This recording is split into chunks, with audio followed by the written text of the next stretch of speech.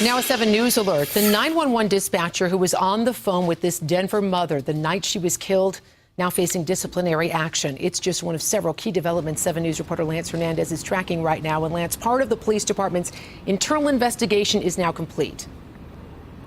Teresa, there were questions about how much time it took police to arrive at the scene when Christine Kirk called and said her husband had ingested some marijuana and prescription medication and was hallucinating and scaring her and their children. Well, police say the closest officers were dispatched to the scene and that they responded appropriately given the information that was available to them. 2112 South St. Paul Street, report of aid, domestic violence in progress. Denver police say the call was appropriately given Class 1 priority.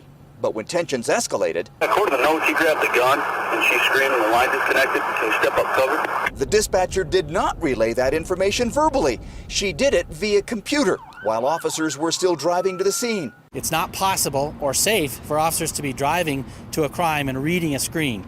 So even if those updates were coming on a computer screen, it would not be appropriate for the officers to get information in that way. Police won't talk about the disciplinary action being taken against the dispatcher. We are told there will be a hearing and that the dispatcher can appeal. We learned that the dispatcher was busy that night dealing with calls and requests from many officers. Was that dispatcher overwhelmed?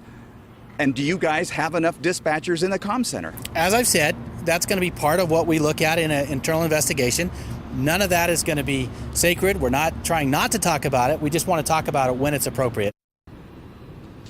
Now, Kirk's husband, Richard, has been charged with murder. We are told that police will release more information about the dispatcher when that part of the investigation is complete.